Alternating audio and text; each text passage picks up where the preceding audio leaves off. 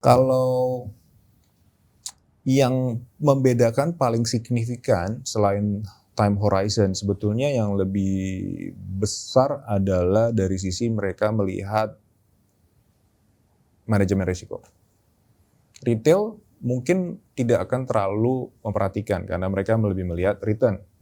Sedangkan kalau institusi, investor institusi kita khususnya, itu mereka akan memperhatikan bagaimana cara kita manage risk.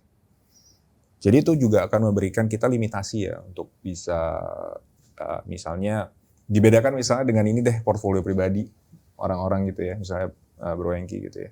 Itu kan beda gitu cara kita manajemen risiko, itu kita harus bisa menjelaskan ke investor institusi tersebut.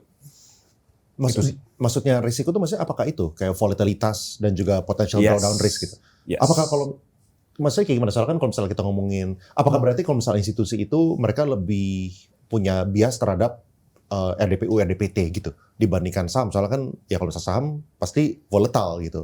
Apalagi ya nggak tahu apa saham yang sekarang ini yang tidak volatile tapi bisa memberikan return yang exceptional apa gitu. Kita juga lagi nyari.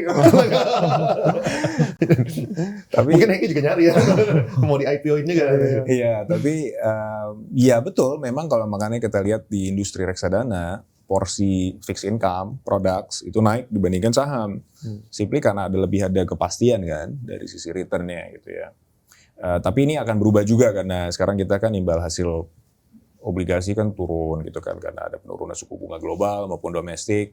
Ya, mereka pasti tidak mau hanya sedikit demi sedikit masuk ke equity ya.